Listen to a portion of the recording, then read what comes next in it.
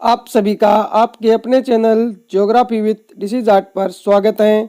आज हम पढ़ने जा रहे हैं कक्षा 10 अर्थशास्त्र पाठ 1 विकास। पाठ सार। अर्थव्यवस्था एक ढांचा जिसके अंतर्गत लोगों की आर्थिक क्रियाओं का अध्ययन किया जाता है। 2. आर्थिक विकास एक ऐसी प्रक्रिया है जिसके द्वारा एक अर्थव्यवस्था की वास्तविक प्रति व्यक्ति आय दीर्घ अवधि में बढ़ती है। लोगों या समूहों का प्राथमिक लक्ष्य अधिक आय पाना। इसके अतिरिक्त बराबरी, स्वतंत्रता, सुरक्षा, आदरभाव अन्य लक्ष्य हैं। आर्थिक नियोजन देश के साधनों का लाभ उठाकर देश के विकास को योजनाबद्ध रूप से आगे बढ़ाना।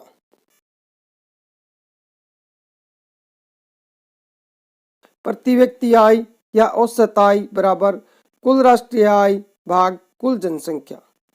देशों के मध्य तुलना करने के लिए उनकी आय सबसे महत्वपूर्ण विशिष्टता समझी जाती है।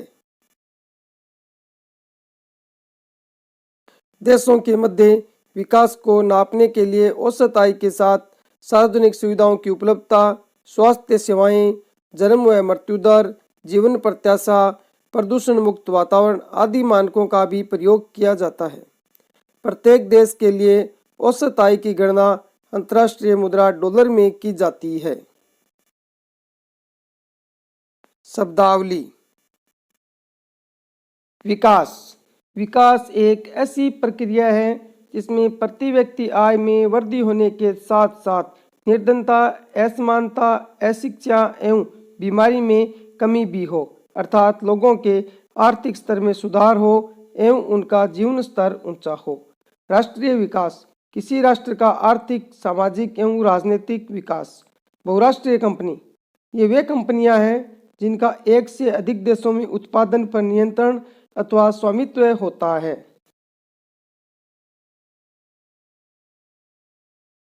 चार. आर्थिक विकास। आर्थिक विकास एक सतत प्रक्रिया है जिसके द्वारा राष्ट्रीय आय एवं प्रति व्यक्ति आय में दीर्घकालीन और निरंतर वृद्धि होती है। 5. औसत आय किसी देश की राष्ट्रीय आय को उसकी कुल जनसंख्या से भाग देने से प्राप्त राशि, इसे प्रति व्यक्ति आय भी कहते हैं। अर्थव्यवस्था उन विभिन्न प्रणालियों और संगठनों का समूह है जो लोगों को आजीविका प्रदान करते हैं। मानव विकास यह लोगों की इच्छाओं और उनके जीवन में वृद्धि लाने की एक प्रक्रिया है ताकि वे एक उद्देश्यपूर्ण एवं सक्रिय जीवन जी सकें। विश्व बैंक सन 1944 में स्थापित अंतर्राष्ट्रीय बैंक। इस बैंक का उद्देश्य निर्धन, साधनहीन एवं विकासशील देशों को वित्त एवं तकनीकी सहायता उपलब्ध कराना है। राष्ट्रीय आय किसी समय अवधि में एक अर्थव्यवस्था में उत्पादित वस्तुओं और सेवाओं में कुल प्रवाह का मौद्रिक मूल्य। विकसित देश उच्चतम प्रति व्यक्ति आय एवं उच्च जीवन स्तर की विशेषता वाले देश। निम्न आय वाले देश वे देश जिनकी प्रति व्यक्ति आय यूएस डॉलर में 995 प्रति वर्ष या उससे कम है, निम्न आय वाले देश कहलाते हैं। शिशु मृत्यु दर किसी वर्ष में पैदा हुए 1000 जीवित बच्चों में से 1 वर्ष की आयु से पहले मर जाने वाले बच्चों का अनुपात। साक्षरता दर 7 वर्ष और उससे अधिक आयु के लोगों में साक्षर जनसंख्या का अनुपात। निवल उपस्थिति अनुपात किसी आयु विशेष के विद्यालय जाने वाले कुल बच्चों का उस आयु वर्ग के कुल बच्चों के मध्य अनुपात। यूएनडीपी संयुक्त राष्ट्र विकास कार्यक्रम जो विश्व के विभिन्न देशों की विभिन्न दशाओं का अध्ययन कर उनकी मानव विकास रिपोर्ट प्रकाशित करता है। मानव विकास रिपोर्ट संयुक्त राष्ट्र विकास कार्यक्रम द्वारा विभिन्न देशों के शिक्षा, स्वास्थ्य व आय आदि की दशा के आधार पर प्रकाशित किया जाने वाला वार्षिक प्रतिवेदन। HDI मानव विकास सूचकांक ये विश्व के देशों में विकास स्तर को समझने व तुलना करने में सहायक होता है। विकास की धारणीयता विकास का जो स्तर हमने प्राप्त किया है वह भावी पीढ़ी के लिए भी बना रहे। प्रश्नोत्तर। प्रश्न, अन्य राज्यों की अपेक्षा केरल में शिशु मृत्यु दर कम क्यों है? उत्तर, यहाँ स्वास्थ्य व शिक्षा सुविधाओं की बेहतर व्यवस्था है। प्रश्न, क्या सिर्फ औसत आय के आधार पर विकास की गणना करना सही है? उत्तर, नहीं, क्योंकि इससे आय की असमानताओं का पता नहीं चलता। प्रश्न, जीवन प्रत्याशा से क्या अभिप्राय है? उत्तर, व्यक्ति के संभावित जीवित रहने की औसत आयु। प्रश्न, जीडीपी का क्या अर्थ है? उत्तर, किसी देश का सकल घरेलू उत्पाद। प्रश्न, भारत में सर्वाधिक उच्च मानव विकास सूचकांक किस राज्य का है? उत्तर, केरल राज्य का। मानव विकास सूचकांक की गणना किस संगठन के द्वारा की जाती है? उत्तर, यूएनडीपी द्वारा। प्रश्न, सार्वजनिक वितरण प्रणाली क्या है? उत्तर, राशन वितरण की प्रणाली जिसके द्वारा उचित मूल्यों पर गरीबों को सरकारी दुकानों के माध्यम से राशन बांटा जाता है। प्रश्न, जन सुविधाओं का क्या अर्थ है? उत्तर, वे सुविधाएं जो मानव जीवन को बेहतर बनाने के लिए आवश्यक होती है। प्रश्न, अनवीकरणीय संसाधनों का उचित उपयोग क्यों जरूरी है? उत्तर, क्योंकि ये संसाधन सीमित मात्रा में उपलब्ध है और इन्हें पुनः प्राप्त नहीं किया जा सकता। प्रश्न, विकास के लक्ष्य भिन्न भिन्न होते हैं और कभी कभी ये परस्पर विरोधी भी हो सकते हैं, इस कथन को स्पष्ट करो। उत्तर, प्रत्येक व्यक्ति या समूह के विकास के लक्ष्य भिन्न भिन्न हो सकते हैं और कई बार इनकी प्रकृति परस्पर विपरीत भी हो सकती है। एक के लिए विकास का लक्ष्य दूसरे के लिए विनाश का कारण भी बन जाता है। उदाहरण, नदी पर बांध बनाना लाभदायक है, लेकिन डूब क्षेत्र के किसानों के विस्थापन का कारण बन सकता है। प्रश्न, एक विकसित देश की प्रमुख विशेषताएं क्या होती है? उत्तर, विकसित देश की विशेषताएं: 1. नई तकनीक व विकसित उद्योग। 2. उच्च स्तरीय रहन सहन। 3. उच्च प्रति व्यक्ति आय। 4. साक्षरता दर उच्च। 5. लोगों की स्वास्थ्य स्थिति बेहतर। जन्म दर व मृत्यु दर पर नियंत्रण। प्रश्न, एक विकासशील देश की मुख्य विशेषताएं क्या होती है? उत्तर, विकासशील देश की विशेषताएं: 1. औद्योगिक रूप से पिछड़े हुए। 2. निम्न प्रति व्यक्ति आय। 3. साक्षरता दर निम्न। 4. सामान्य रहन सहन। 5. बेहतर स्वास्थ्य का अभाव, अधिक मृत्यु दर व उच्च जन्म दर। प्रश्न, आय के अतिरिक्त और कौन से कारक हैं जो हमारे जीवन में महत्वपूर्ण भूमिका निभाते हैं? उत्तर, आय के अतिरिक्त बेहतर जीवन के लिए परिवार, रोजगार, मित्रता, सुरक्षा व समानता की भावना, शांतिपूर्ण माहौल आदि भी महत्वपूर्ण है, क्योंकि मुद्रा से केवल भौतिक वस्तुएं ही खरीदी जा सकती है, जीवन में शांति नहीं। प्रश्न, आर्थिक विकास के लिए साक्षरता क्यों अनिवार्य है? स्पष्ट कीजिए। उत्तर, शिक्षा से ज्ञान व दक्षता प्राप्त होती है, रोजगार का स्तर बढ़ता है, नई तकनीकों का प्रयोग व स्तर बढ़ता है, लोगों में स्वास्थ्य, पर्यावरण आदि के प्रति जागरूकता बढ़ती है, नए नए उद्योगों को स्थापित करने की क्षमता बढ़ती है। प्रश्न, निम्नलिखित को स्पष्ट कीजिए। क. शिशु मृत्यु दर। ब. निवल उपस्थिति अनुपात। उत्तर, क. शिशु मृत्यु दर।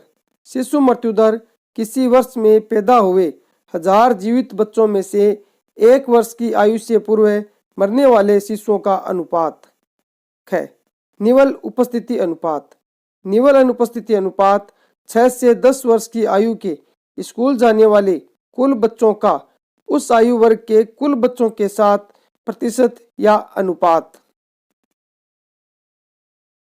विकास की धारणीयता से क्या अभिप्राय है? विकास की धारणीयता की 4 विशेषताओं का उल्लेख कीजिए। उत्तर, विकास की धारणीयता से अभिप्राय है कि पर्यावरण को नुकसान पहुंचाए बिना विकास करना तथा वर्तमान पीढ़ी की जरूरतों के साथ साथ भावी पीढ़ी की जरूरतों को भी ध्यान में रखना। विशेषताएं: 1. संसाधनों का विवेकपूर्ण उपयोग। 2. नवीनीकरणीय संसाधनों का अधिकतम उपयोग। 3. वैकल्पिक संसाधनों को ढूंढने में मदद। 4. संसाधनों के पुनः उपयोग व चक्रीय प्रक्रिया को बढ़ावा। प्रश्न पाठ्य पुस्तक से। प्रश्न सामान्यतः किसी देश का विकास किस आधार पर निर्धारित किया जा सकता है? क. प्रति व्यक्ति आय। ख. औसत साक्षरता स्तर। ग. लोगों की स्वास्थ्य स्थिति। और घ. उपरोक्त सभी। तो सही उत्तर है उपरोक्त सभी। प्रश्न 2. निम्नलिखित पड़ोसी देशों में से मानव विकास के लिहाज से किस देश की स्थिति भारत से बेहतर है? क. बांग्लादेश। ख. श्रीलंका। ग. नेपाल। घ. पाकिस्तान। उत्तर श्रीलंका। श्रीलंका का मानव विकास सूचकांक भारत से बेहतर है। प्रश्न मान लीजिए कि एक देश में 4 परिवार है और इन परिवारों की प्रति व्यक्ति आय 5,000 रुपये है। अगर 3 परिवारों की आय क्रमशः 4,000, 7,000 और 3,000 है तो चौथे परिवार की आय क्या है? क. 7,500। ख. 3,000। ग. 2,000। घ. 6,000। तो उत्तर घ. 6,000 रुपये। इसे ज्ञात करने के लिए 4 परिवारों की कुल आय में से 3 परिवारों की कुल आय घटाएंगे।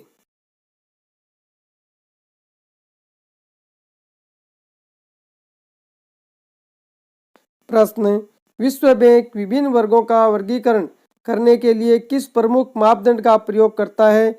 इस मापदंड की अगर कोई सीमा है तो क्या है? उत्तर विश्व बैंक विभिन्न वर्गों का वर्गीकरण करने के लिए किसी देश की औसत या प्रति व्यक्ति आय को प्रमुख मापदंड मानता है। जिन देशों की प्रति व्यक्ति आय अधिक है उन्हें अधिक विकसित समझा जाता है और कम आय के देशों को कम विकसित। ऐसा माना जाता है कि अधिक आय का अर्थ है इंसान की जरूरतों की सभी चीजें प्रचुर मात्रा में उपलब्ध की जा सकती है जो कि लोगों को पसंद है और उनके पास होनी चाहिए। वे उन सभी चीजों को अधिक आय के जरिए प्राप्त कर पाएंगे। इसलिए ज्यादा आय विभिन्न वर्गों का वर्गीकरण करने का प्रमुख मापदंड माना जाता है। विश्व बैंक की विश्व विकास रिपोर्ट 2006 में देशों का वर्गीकरण करने में इस मापदंड का प्रयोग किया गया। वे देश जिनकी 2004 में प्रति व्यक्ति आय $10,066 प्रति वर्ष या उससे अधिक है समृद्ध देश है और वे देश जिनकी प्रति व्यक्ति आय $825 प्रति वर्ष या उससे कम है उन्हें निम्न आय देश कहा गया है। भारत निम्न आय देशों के वर्ग में आता है क्योंकि उसकी प्रति व्यक्ति आय 2004 में केवल $620 प्रति वर्ष थी। प्रति व्यक्ति आय मापदंड की प्रमुख सीमाएं। 1. प्रति व्यक्ति आय के आंकड़े आय के वितरण के बारे में कुछ नहीं बताते हैं, ये आय के वितरण की उपेक्षा करता है। 2. प्रति व्यक्ति आय का अधिक होना जन कल्याण में वृद्धि का सूचक नहीं है। 3. प्रति व्यक्ति आय के अधिक होने के बावजूद यह संभव हो सकता है कि देश में कुछ ही लोग अत्यधिक धनवान हो एवं अधिकांश लोग अत्यधिक निर्धन हो।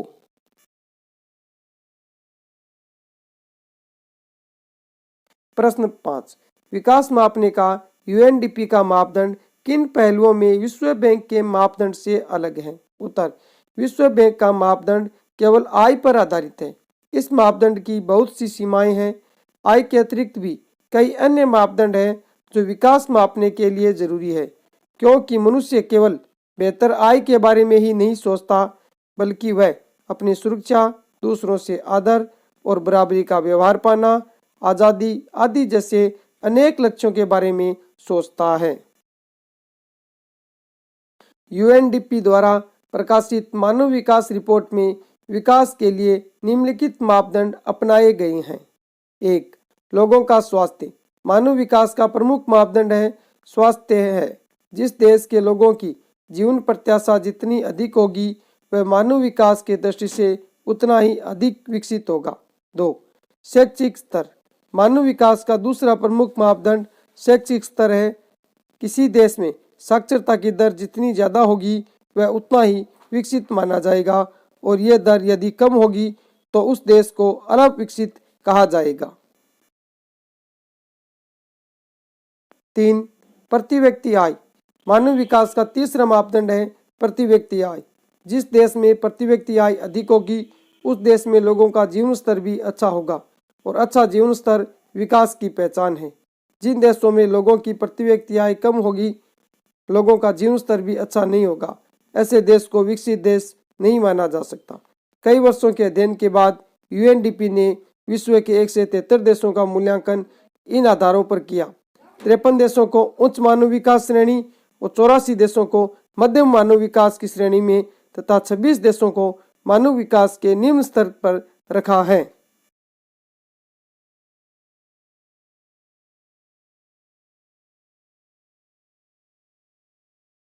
वीडियो पूरा देखने के लिए धन्यवाद। वीडियो को लाइक, शेयर एंड चैनल को सब्सक्राइब करें।